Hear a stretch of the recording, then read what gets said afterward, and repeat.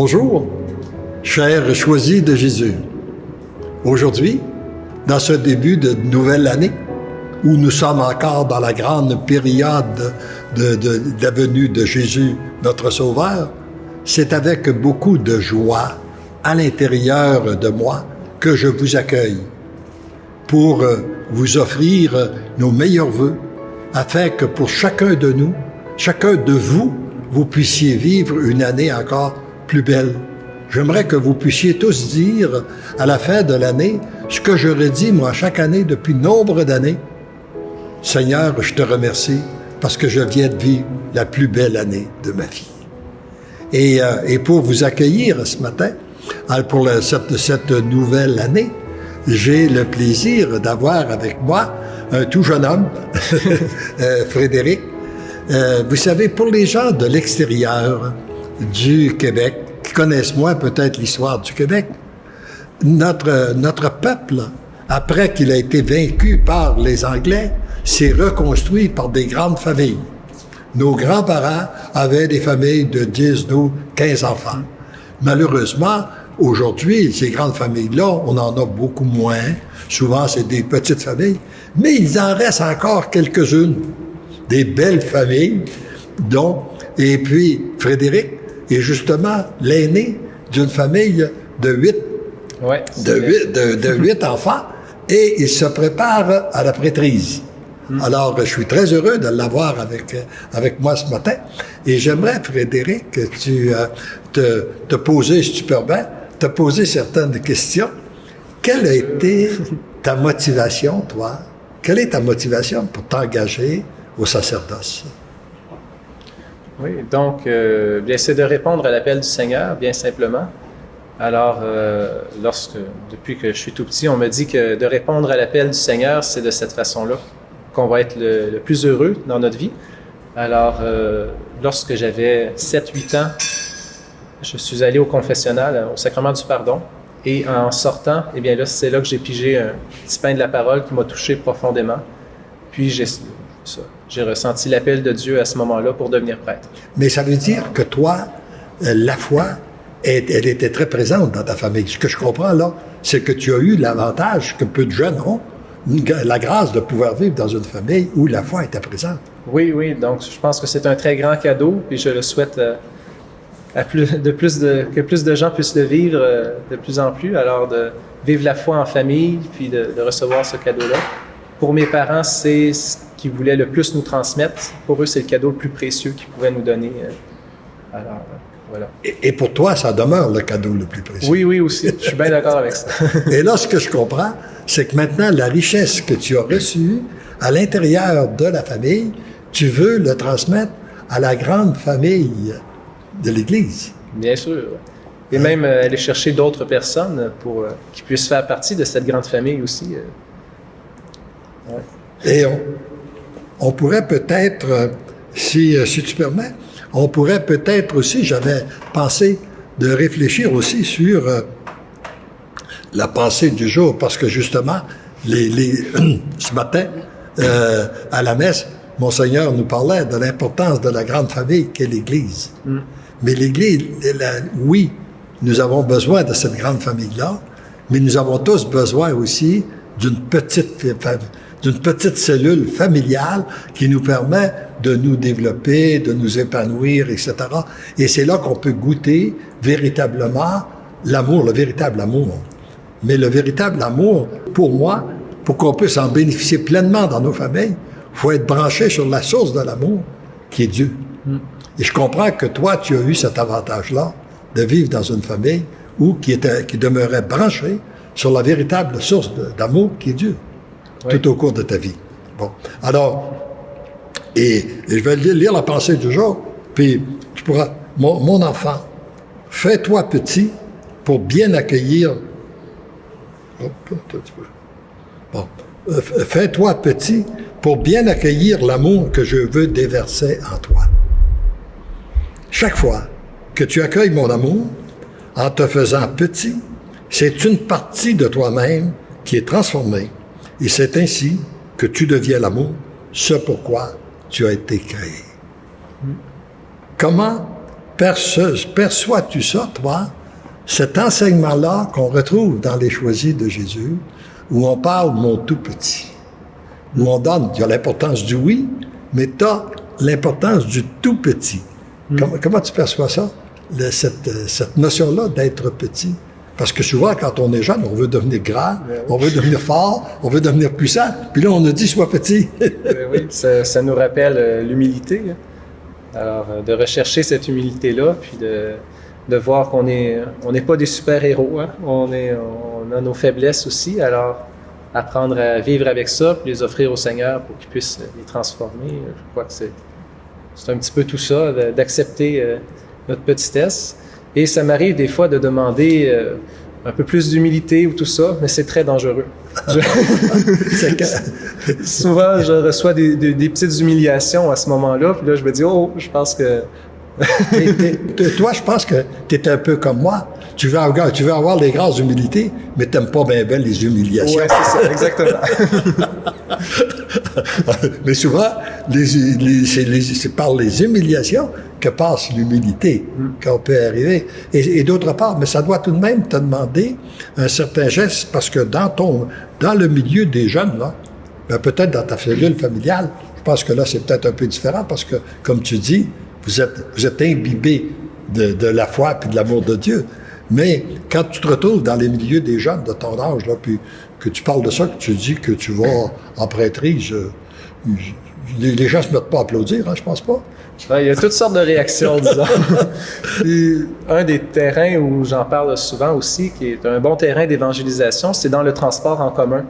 Alors, entre Montréal puis Sherbrooke. Et souvent, bien, on est 3-4 dans la voiture, puis on a 2 heures à parler. Alors, on peut aller assez en profondeur dans certains sujets. Ben oui. Et évidemment, il y a toujours la question, qu'est-ce que tu fais à Montréal? Ou alors, je suis aux études en théologie. Ah, c'est quoi ça? Pourquoi? Tu veux-tu devenir prêtre? Oui, c'est rare. Ça. Bon. Fait qu'il y a des réactions des fois plus positives, d'autres des fois qui sont plus négatives ou qui sont... mais je dirais que c'est quand même assez rare les gens qui sont vraiment... négatif face à ça. Ouais. Est-ce que ça se peut qu'on ait beaucoup plus peur d'annoncer notre foi que le danger? On a beaucoup plus peur qu'il y a de danger à s'affirmer comme chrétien. Oui, certainement. Oui. Il y a beaucoup de gens qui sont très ouverts, puis qu'on rentre dans des partages profonds, très beaux, puis c'est très intéressant. Parce qu'au fond de chaque personne, même si la personne ne pratique pas, même si elle paraît rebelle à l'Église, etc., au fond d'elle-même, chaque personne a un besoin d'aimer. Hein? Oui. Et puis cette source d'amour-là, tout le monde la cherche. Malheureusement, beaucoup ne la cherchent pas là où elle est, qui éprouvent beaucoup de déception. Et puis, c'est heureux qu'il y ait des gens comme toi qui s'engagent pour indiquer une autre voie. Et es-tu d'accord avec moi qu'aujourd'hui, nous avons à vivre notre foi comme les premiers apôtres l'ont vécu, à contre-courant? Oui, c'est ça, certainement. Ça, alors, on n'est pas nécessairement encouragé à aller à l'église ou à prier, tout ça, mais on peut éprouver beaucoup de joie à vivre une vie de prière, puis à vivre une fraternité avec d'autres croyants, tout ça, ça m'apporte beaucoup de joie. Et c'est cette joie-là, c'est que il faut l'avoir goûté pour savoir ce que c'est. Moi, il y a plusieurs années, tu me rappelles, j'avais été impressionné par une réflexion, la différence entre nos désirs, c'est bien matériels, puis nos désirs spirituels. Quand tu veux des choses sur le plan matériel, ce que tu désires toujours ce que tu n'as pas. Par exemple, tu n'as pas de voiture, tu vas avoir une voiture. Tu n'as pas de maison, tu vas avoir une maison. Tu n'as pas de bateau, tu vas avoir un bateau. Bon, c'est ainsi de suite. Puis après qu'on l'a, on est un peu déçu. Ça donne jamais ce qu'on avait espéré. Hein? Et sur le plan spirituel, on ne peut désirer que ce que l'on a. Si tu désires, comme toi là, Tu désires croître davantage dans l'amour de Dieu. C'est parce que tu y as déjà goûté. Oui, Le jeune qui n'y a pas goûté, il peut pas le désirer, il ne connaît pas. Hein? C'est parce que tu l'as déjà. Tu désires la paix que produit un temps de prière, c'est parce que tu lui as déjà goûté. Hein? Et c'est sûr, on pourrait continuer comme ça, là. Hein? Alors ça, c'est que, et plus tu prends de temps, et bien plus ton désir grandit. Et on n'a jamais fini, c'est jamais atteint. On peut pas dire que moi, j'ai atteint mon objectif, là. Je suis devenu un être d'amour, de paix, puis de joie, j'ai atteint mon objectif. C'est fini. Non. C'est toujours du chemin à faire. C'est toujours en croissance. Hein? C'est toujours à continuer. Il est heureux qu'il y ait des gens comme toi que non seulement qui veulent en bénéficier, mais qui ont un grand désir de le partager avec les autres. Et parfois, ce désir-là est à renouveler. Hein? On finit par tomber dans l'habitude, puis bon, ça prend des moments. C'est souvent au contact avec d'autres personnes enflammées, tout ça, que ça nous enflamme à nouveau pour repartir. On a toujours besoin des deux mouvements. Hein? Moi, comme je l'ai dit, j'observais une chose au moment donné,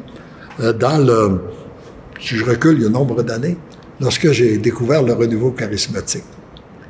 Il y a eu deux catégories de personnes qui ont agi de façon bien différente. Il y avait, d'une part, ce qu'on pourrait appeler des consommateurs ou des consommatrices.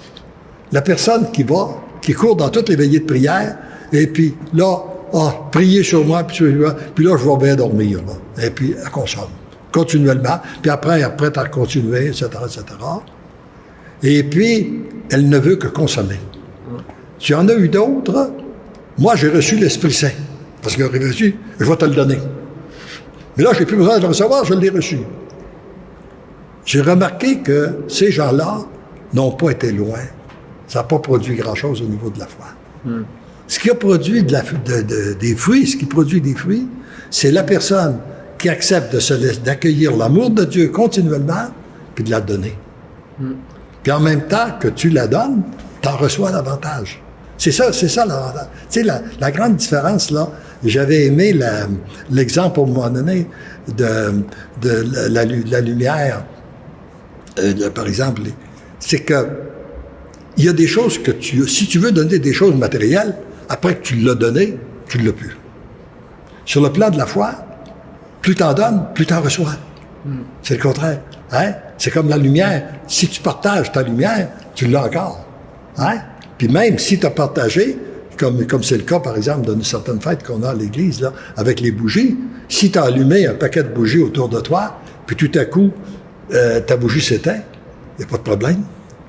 Là, tu vas avoir quelqu'un pour t'aider à la rallumer. Ce que tu disais, des fois, des moments les plus difficiles. Et ce que veut dire que plus tu vas avoir aidé de personnes, et bien plus tu vas avoir des personnes pour venir t'aider aussi dans des moments les plus difficiles. Parce que ça, plus on en a, plus on peut en donner. Oui, c'est vrai.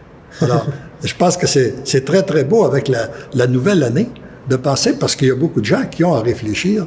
C'est un temps de réflexion avec la nouvelle année pour dire, ben là, qu'est-ce que je peux faire de mieux, moi, cette année? Qu'est-ce que je dois changer?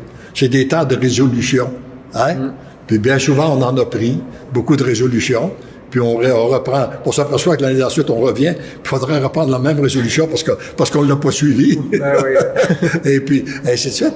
Mais c'est une belle occasion d'aller un petit peu plus en profondeur dans nos résolutions au cours de l'année qui s'en vient, en allant puiser un peu plus profondément dans la source de l'amour. Puis, comme il est dit ici, bien, il faut se reconnaître petit pour accueillir. Jésus nous a dit dans ses volumes, pour le bonheur des miens, mais choisis Jésus, il y a deux chemins pour me rencontrer. Hein? Celui de la petitesse, accepte que tu es petit, puis accepte que je t'aime. Accueille son amour, puis accueille. Et ça, c'est les deux chemins. Facile à fréquenter, disponible à tout le monde. Ben oui. On n'a pas les inconvénients des tempêtes de neige pour fréquenter ces chemins-là. c'est toujours beau. Alors, bon. Maintenant, est-ce qu'il y a des gens, peut-être, certaines réactions parce qu'on est tout de même en communication avec des personnes un peu partout, à travers le monde, là. Tout à fait. Alors, oui. Bonjour, j'ai la chance. Oui. On a plein de gens, tout d'abord, qui aimeraient vous souhaiter la bonne année. Merci. À vous et à tous les choisis qui sont en train d'écouter. Donc, bonne et heureuse année. C'est également la fête de Anita aujourd'hui. Donc, on en profite pour vous souhaiter bonne fête, Anita, là où vous êtes. Et moi, j'aimerais surtout souligner la sainteté de vos parents. Là. Avoir 8 enfants, je trouve ça incroyable. Je sais que nous, le temps des fêtes, ici, c'est 2 semaines. Nous, on a 4 enfants. Ça s'arrache les cheveux de la tête. On a hâte que l'école recommence pour qu'on puisse avoir la paix. Donc, honnêtement, là, je leur lève mon chapeau bien, bien haut. Mais Et si je permets, j'ai presque envie de faire une petite anicroche. On n'aura pas demandé la permission. Mais je serais tendance à ce qu'on... accepteriez-vous qu'on vous présente? Moi, j'aimerais ça que tu tournes la caméra pour voir ses parents. Comment tu sais fait qu'ils ont réussi à avoir un beau bonhomme de même? Puis comment vous vivez-vous, dans le fond, au quotidien, justement, l'amour du Seigneur? Parce que faut... si on vous met vraiment là, on the spot, là, comme on dit, là, mais si ça vous intéresse, on vous invite à venir en avant pour partager avec nous. Là. D'ailleurs, chers choisis, si ça vous tente d'en entendre parler, écrivez-nous là, qu'on leur montre que vous voulez les entendre. Là. Ah, ils s'en viennent. Parfait. Parfait. Donc, c'est vraiment là, les commentaires là, qu'on a. Puis, je trouve ça intéressant de voir justement des jeunes qui, comme toi, qui s'intéressent à la prêtrise parce que ça doit faire des conversations très intéressantes dans le Allo Stop là, pour se rendre à Montréal, là, définitivement. Êtes-vous plusieurs en ce moment qui sont à la prêtrise? Donc, il y a des séminaristes qui cheminent avec le Grand Séminaire de Montréal. Il y en a une dizaine. Ensuite, à Québec, il y en a d'autres aussi, 10-15. Alors, en tout, au Québec, peut-être, je dirais 30-40 séminaristes qui sont en cheminement. Ah, bien, tant mieux. Donc, je vais laisser la place à monsieur et à madame. Puis, bonne fin de conversation. Merci. Oui. Ben oui, on n'avait pas pensé d'avance, mais vous êtes là. Alors, qu'est-ce que vous aimeriez, à la suite de la petite conversation qu'on a eue ensemble, qu'est-ce que tu aimerais dire, toi, au public comme mère, là? Comment tu se fait que vous avez décidé d'abord d'avoir une famille aussi nombreuse? Ou peut-être c'est venu avec le temps aussi, je ne sais pas, là, en tout cas. C'était prévu, en fait. On voulait vraiment avoir une grande famille. On espérait bien avoir entre 6 et 8 enfants. On a eu la grâce d'en avoir 8. Et qu'est-ce que je peux dire de plus? As-tu quelque chose à rajouter? Je pense que le Seigneur nous a appris. Vous parlez de la petitesse. On se sent bien petit à travers ce qui se passe dans notre vie de famille. On est reconnaissant envers le Seigneur, vraiment. C'est grand, c'est beau, c'est au-delà de nos espérances. On est vraiment... Tout ce qu'on a voulu, nous, c'est transmettre cet amour de Jésus qu'on a à nos enfants. Puis, ils l'ont accueilli. Mais comme mère, là, moi, il y a une question que j'aimerais te poser. Oui. Tu sais, c'est qu'au Québec, on a eu tellement de publicité contre la mère qui avait une grosse famille, qui n'avait pas de bon sens. C'était la mère au foyer. Il semblait que c'était dégradant pour la femme, même dans certains points. Et puis toi, tu as l'air tout de même très épanoui avec 8 enfants. Ah oui, Alors, est-ce que pour toi, ça a été lourd? Est-ce que tu dirais que c'est lourd? C'était lourd d'avoir une grande famille? Ou si tu dirais que... Qu'est-ce que tu dirais? Moi, je vais me faire lancer des roches, là. Mais moi, je trouve que c'est ça le plus grand bonheur. Tu sais, c'est pas vrai que c'est... Je sais, j'ai entendu que les femmes, à un moment donné, ils ont l'impression de torcher. Ouais. Mais c'est pas ça, là. C'est tellement grand d'être avec nos enfants, de les voir grandir, les voir s'épanouir. Les enfants, c'est le plus beau trésor. Moi, j'aimais les enfants, c'est mon métier. Ouais. Mais quand j'ai commencé à en avoir, de voir les merveilles qu'ils sont, et là, d'être la personne que Jésus a choisie pour te le confier, ce trésor-là. Et là, c'est toi qui choisis de quoi tu vas l'entourer pour qu'il reste une merveille. Et ça devient ton occupation principale, C'est extraordinaire, d'entourer tes enfants de ton amour. Oui, c'est ça. Ouais. C'est ça. Puis là, je pense que le conjoint, le couple, là, c'est ça qui fait la force pour transmettre cet amour-là. on a un couple uni puis qu'on travaille pour garder cette unité de couple, ben là, ça se transmet aux enfants, puis cet amour-là se multiplie. Comment, toi, comme père, tu as vécu ça?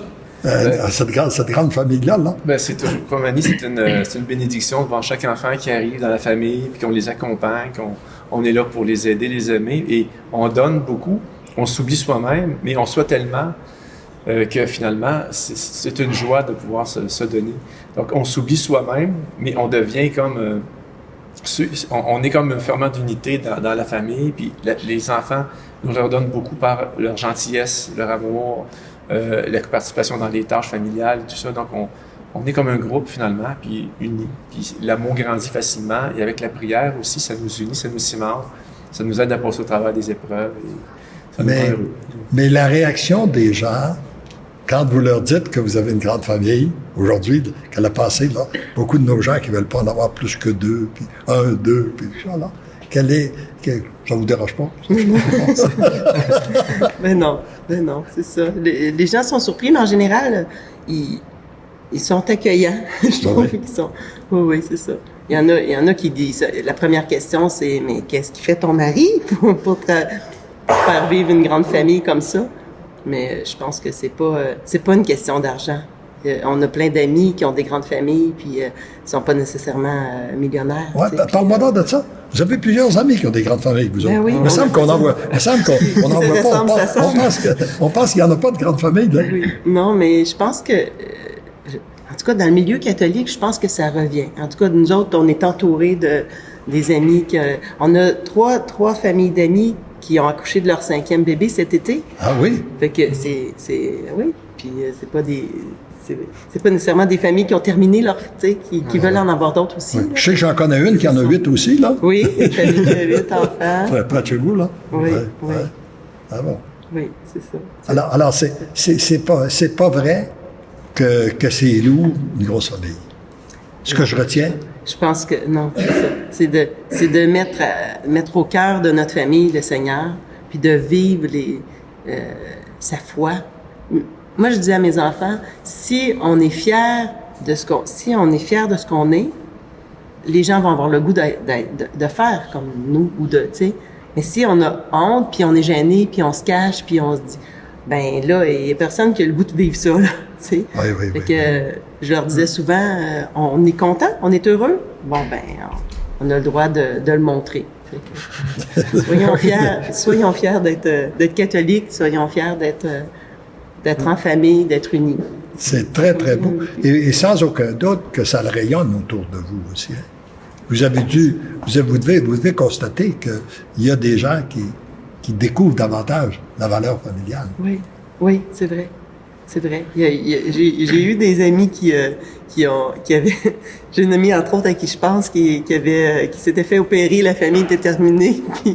Puis ils ont fait le chemin arrière, ils ont recommencé leur famille après parce qu'ils voulaient en avoir plus. Ils ont vu que c'était beau, puis ils étaient rendus à leur 5e, puis ils ont eu un 6e après. Ils ont revécu, oui, c'était beau. Ce que je retiens, en fait, là, de qu'est-ce que vous dites, c'est l'importance du don. Oui. Tu sais, c'est qu'on a besoin de recevoir, mais on a besoin de donner. Nous sommes des êtres d'amour, hein, pour recevoir l'amour puis la donner. Puis, avoir une famille comme celle que vous avez, une grande famille comme ça vous permet de donner davantage. Oui. Ça vous permet de vous oublier davantage.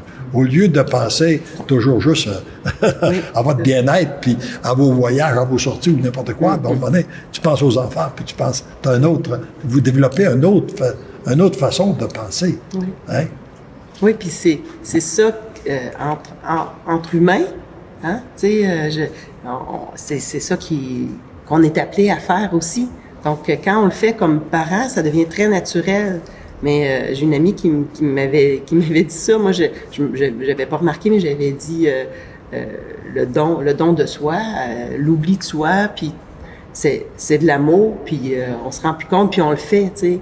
Puis là, elle avait réalisé, on dirait que j'ai le goût, moi aussi, de vivre comme une mère, même si elle n'avait pas d'enfant, pour les autres. C'est ça. Parce qu'elle elle voyait la joie là-dedans, là. Elle vivait la joie. Découvrir que plus on donne, plus on reçoit. Oui. Plus on est heureux. Oui, voilà. Alors, je trouve ça merveilleux. Et je pense que là, le temps est arrivé de conclure. Alors, je m'excuse de vous avoir pris comme ça, mais je pense que c'est une grâce. Je pense que c'était réellement dans le plan de Dieu. Et le message que vous apportez va sûrement aider beaucoup de couples et beaucoup de personnes à accepter de se dépasser pour vivre davantage pour les autres. Alors, c'est ça, je pense, qu'on a.